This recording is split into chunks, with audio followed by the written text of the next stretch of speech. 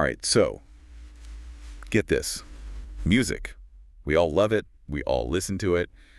But did you ever stop to think about, like, what it's actually doing to us? Oh, yeah. It's more than just catchy tunes, right? I mean, there's a whole world of psychology behind why music makes us feel the way it does. It's actually kind of wild when you dig into it. That's what we're doing today. A deep dive into how music messes with our brains. And let me tell you, just going over the research for this, my mind was blown like 10 times over. I feel that. I can geek out about this stuff for hours. Well, hold on to your headphones, folks, because we're about to get deep into it. First things first, how does music even make us feel anything? I mean, it's just sound waves, right? Right, but those sound waves, they're like a secret code to unlock all sorts of emotions. Like, our brains are wired to respond to music in really specific ways. Okay, so walk me through this. What's actually happening in my brain when I hear like a super happy song versus like a sad one? So imagine your brain's got this DJ booth set up, right? And the music is like the DJ spinning all these different tracks.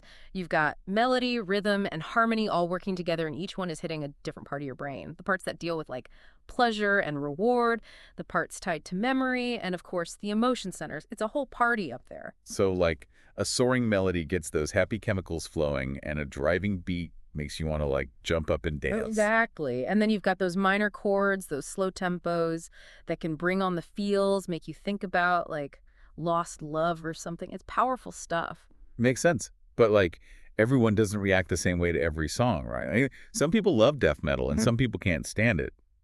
What's up with that? Oh, yeah. That's where it gets even more interesting. You got to factor in personal experience and culture. Like a song that reminds me of a crazy party in college might make you think of like your grandma's funeral, just based on like when you first heard it and what was going on in your life. So it's not just the music itself, it's the whole context of our lives. Yeah. The memories, the associations, all that jazz. It's all that jazz, for sure. It's what makes music so personal and powerful. I mean, think about it.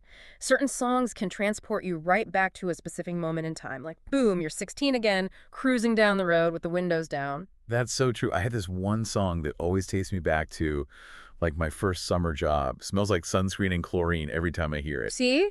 It's like a time machine built into your brain, and that's why music is being used more and more in therapy. Okay, yeah, that's the next thing I wanted to dig into.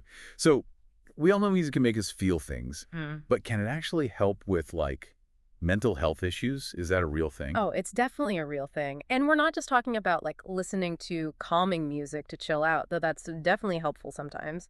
I'm talking about music therapy, which is like a legit treatment for conditions like anxiety, depression, PTSD, even autism. Really? So how does that even work? Are they like writing songs about their problems or what? It can involve songwriting, yeah, but it's way more than that. It's all about using music in a structured way, often with a trained therapist, to help people process emotions, improve communication, and build coping skills. Like imagine a group therapy session where instead of just talking, people are drumming together or improvising music. It can be a powerful way to express things that are hard to put into words. I guess that makes sense, especially for people who like struggle to open up in traditional therapy settings. It's like finding a different language to communicate their emotions. Exactly. And it can be especially beneficial for folks with autism who might find traditional communication challenging. Music can provide a bridge to connect and express themselves. Wow. That's honestly pretty incredible. Music can do all that. It's amazing, right? But even beyond formal therapy, just think about how we use music in our daily lives. Like, I bet you've got playlists for working out, studying, chilling out, right? Oh, totally. Different soundtracks for different parts of my life. There's like a science to that, or am I just making myself feel good? You're onto something. There's tons of research into how different types of music affect our mood and productivity, like classical music, especially the Baroque period.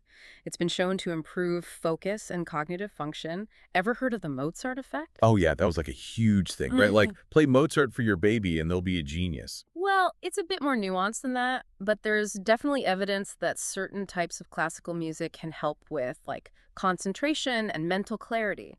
And then on the flip side, you've got upbeat pop music that can be super motivating, get you pumped up for a workout, or just power through a to-do list. So it's like choosing the right soundtrack for the task at hand. Next time I'm struggling to focus, I'm ditching the heavy metal for some Bach. Give it a try.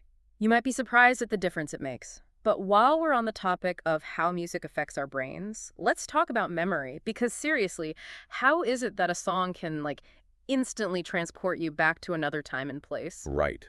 It's crazy. It's like a smell, almost.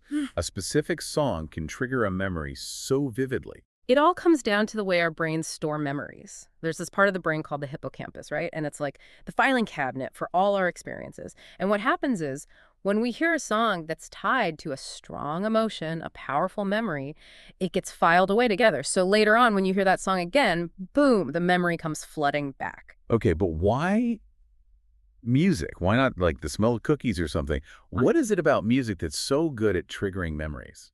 Well, music is incredibly emotionally evocative, Right. right? It hits us on so many levels. The melody, the rhythm, the harmony, the lyrics, if there are any, it all works together to create a powerful emotional experience. And emotions are key to memory formation.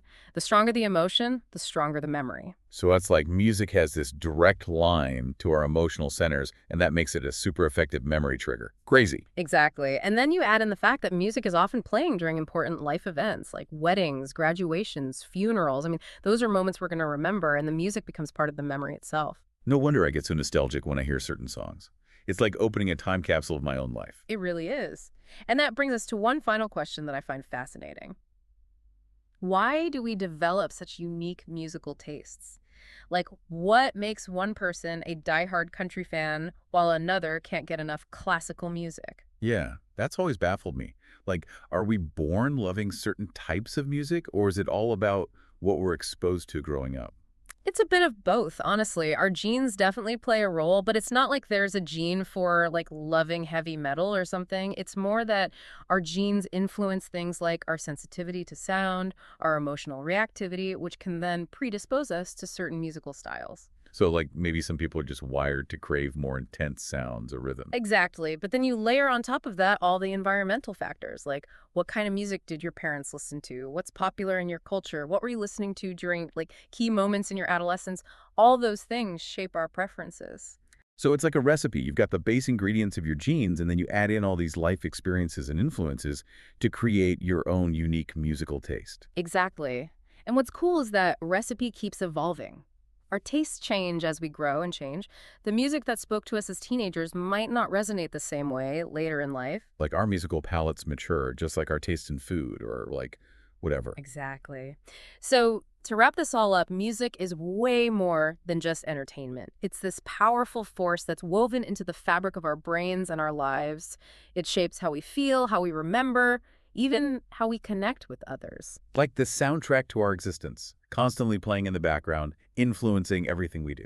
I like that. The soundtrack to our existence. And Yep. here's something to think about. What does your personal soundtrack say about you?